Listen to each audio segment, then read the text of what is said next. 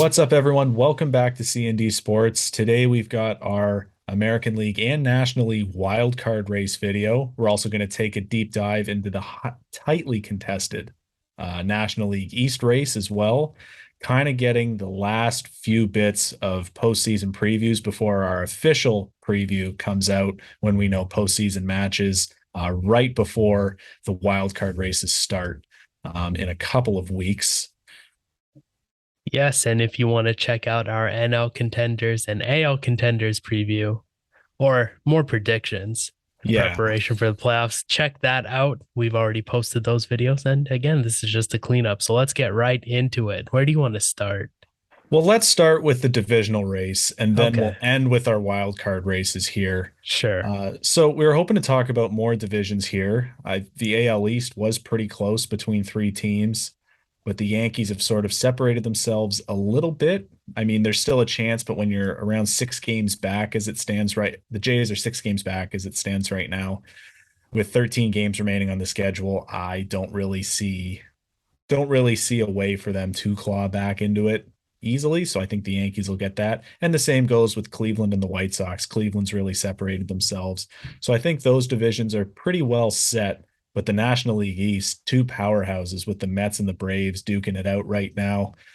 As it stands, obviously this video will come out on a Saturday, but we're filming it on a Friday. So we're filming it before Friday's games. So as it stands, going into the weekend series, the Mets are a game and a half up on the Braves. So we'll take a look at their schedules here of what to expect so we can kind of roadmap where these teams might finish off. So the Mets, a fairly easy schedule. I think the decisive series will be when they play the Braves. So that could be what decides the series here. But when the other series, when you have to play the A's for three, you got to play the Marlins for two, and then you end the season with three at home against Washington. Those are three bottom feeders in the MLB. So if you can just hold your own and at least take a game against the Braves, I think you stack up pretty nicely because the Braves, they have a fairly easy schedule themselves, but that Philly series that they're going into this weekend, that one will be on the road against Philadelphia, a team that is still clawing to try to make the playoffs here. As it stands, they hold a wild card spot, but the Brewers are knocking, and we'll get into that in just a few minutes here. I look at that. I think the Mets can hold on. I think now that Scherzer's back, they still have DeGrom. I think the pitching is where it needs to be right now. I think the offense has been there this season. I think they can hold on for a Braves team that I think very, very highly of. Check out our NL contenders video to get more in-depth analysis on the Braves. But I think very highly of them. I don't think it's out of the question that the Braves could still win this division. But based on the look of the schedule the next few weeks, I'm going to say that the Mets can hold on with a game and a half up right now. Okay. So that puts the Braves in the wild card race. And do you want to head there now and kind of clean up what you Yeah. think's going to happen in that race? So let's clean that up. The There's graphic that you're seeing now does not include the Braves because the Braves are that far ahead of yes. everyone else right now. So it's not really a race. It's a race to see who gets the last two spots here. Yes. And it is as close as ever here. The Padres, when we filmed our NL contenders video, the Padres, they were in a bit of hot water, but they figured it out. They've been pretty solid the past week. And the schedule looks okay for them moving forward. They're half a game up on the Phillies, 3.5 games up on the Brewers, who are on the outside looking in right now. It's not the easiest schedule, but it's a manageable schedule if San Diego does what they need to do. And that's the big question. They haven't been that team in the past. You look at last year, how they imploded, didn't even finish above 500. They had higher expectations this year. They've probably shouldn't be this close in the wild card race, especially after acquiring guys like Soto and Bell. But this is where they are now. They've made the most of it this past week. So looking at their schedule, 3 games on the road against Colorado. It looks easier said than done. Obviously, crazy things can happen at Coors Field. the ball can fly there, but it does bode well for the Padres too that they have guys that can really make the ball fly to kind of counter that. But again, if they win, that's a winnable series though. All you got to do is win series right now, and you should be fine. Then 3 at home against the Dodgers. Thank goodness it's at home against the Dodgers. That'll be a tough one. But again, the Dodgers might be gearing up for more of let's prepare for the postseason. They're well over 100 games won now. They've already clinched that division. In all likelihood, they're going to be, the top team in the National League. Very well could be the top team in the league entirely and clinched home field advantage for the World Series if they get there. So I think they might be gearing up for the postseason, resting some guys, getting different looks at guys. So maybe that's an advantage for San Diego, but division rivals don't really want to give games despite the circumstances there. So I'm still going to look at it as that's a tough series. If they can get a game there, I think that'd be good. Obviously, you do want to win your series at home, though. The White Sox, still a team that have a little bit of hope. I think there is an outside chance that they could catch up to Cleveland. Anything's possible in that Central Division. It's been a wide gap before and been narrowed down. Maybe it could be narrowed down here, but the White Sox at home, that could be a tough series as well. But again, at home against a team that they are better on paper than, they should be able to pull that one out. And the same goes for the Giants, too. Obviously, a division rival. They're not going to take that series lightly. I think the Giants also have pieces in there, although they've underperformed from their miraculous season last year, very much underperformed. They're still a tough team that has pieces. So I think it's a tougher one, but it is a manageable schedule for San Diego. And then we look at the Phillies, who, again, it's a 50-50 split here. I don't like that series against the Braves because the Braves really have something to play for, trying to get that division there, trying to get that bye past the wild card round. So that's going to be a tough series. I think you have to try to not get swept, I think is important, but obviously it is at home. So you got to try to win those series because you're going to have to run into the Braves or teams like the Braves in the playoffs if you want to be there anyways.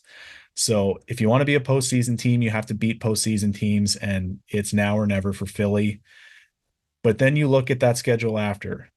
Even though they're on the road, 3 games against the Cubs, 4 games against the Nationals, you look pretty favorably on those series that the Phillies, with their high-powered offense, with decent pitching pieces this year, they should be well positioned to win those. You want to try to take as many, if not sweep both of those series and get on a nice little run, because then you got 3 on the road against the Astros. That's probably the toughest series that any of these 3 teams will have to face.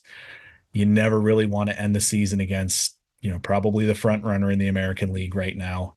They may be gearing up for the postseason themselves. They have that division locked up. They likely have, if they don't already, I think mathematically they have a top 2 seed, so they will get a bye. So maybe again they're gearing up for the postseason, but again, Houston's so deep that their depth can win games too. So that'll be a tough series. But the team that I think could likely leapfrog the Phillies is the team that has the easiest schedule on this list, the Milwaukee Brewers. And they're really coming together right now. We know they have the pitching with guys like Brandon Woodruff, guys like Corbin Burns and Freddie Peralta. They have bullpen pieces like Devin Williams. They have the bats. You look at guys like Christian Yelich. They have all the pieces. They've been to the postseason before, but it's now they just have to put it all together this last week and a half. 3 on the road against the Reds. I like that series. The toughest one will be the next 2, but they are at home against the Cardinals. If you could get a split there, you look pretty favorably on your home series against Miami and Arizona. Again, you got to come out as strong as ever. You can't play down to these opponents. It's not the time to play down. It's time to get into postseason mode and play up to your opponents and start beating weaker teams. And I think Milwaukee, if they can do that, they could very well leapfrog both Philly and San Diego.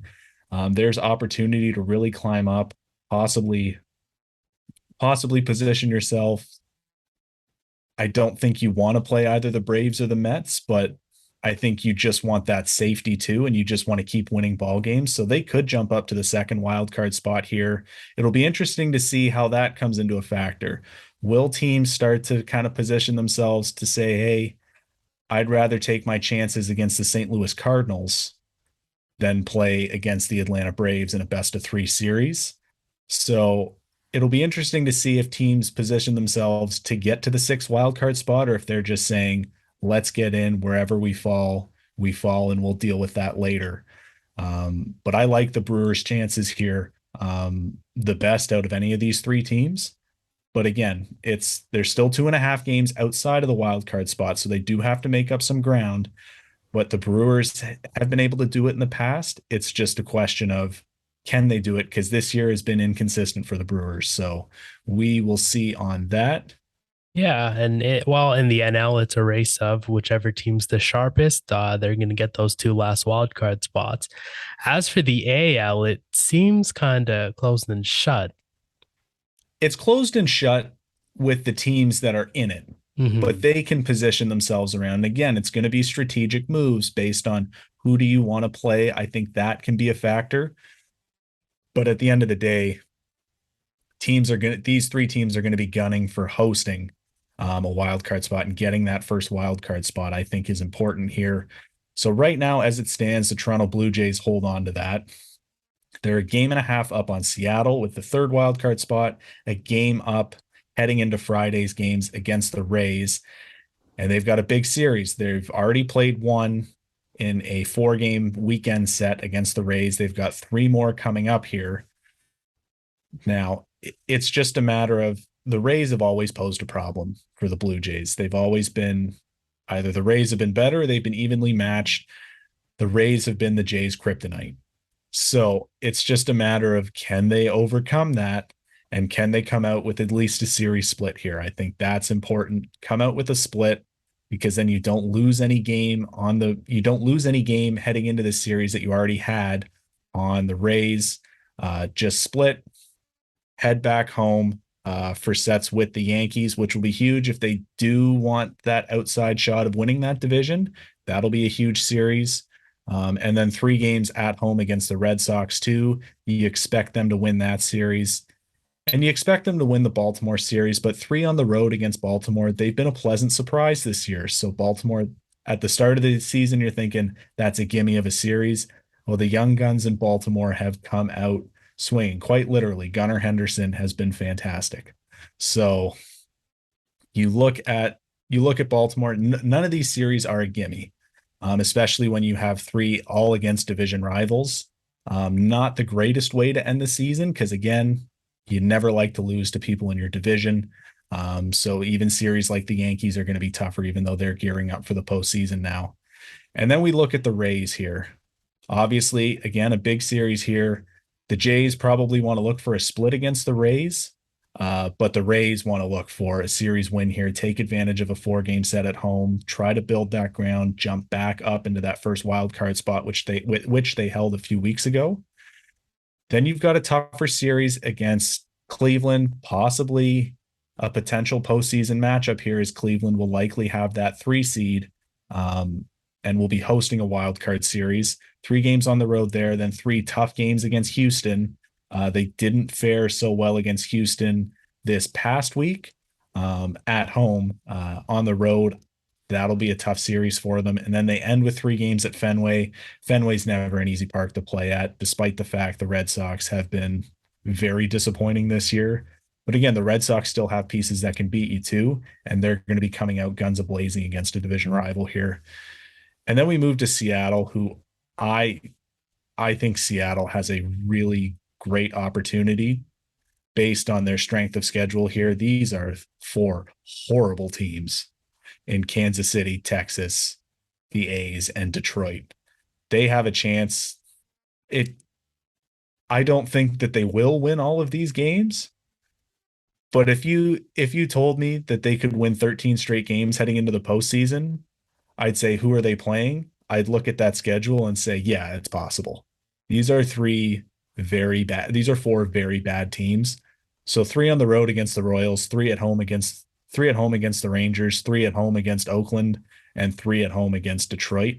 One of those being a doubleheader, so maybe Detroit can, sneak out a win in, when they have a doubleheader. But based on some of the swings that Javi Baez has been giving this year, uh, playing against that very fine-tuned Mariners rotation, I think they can handle that series there.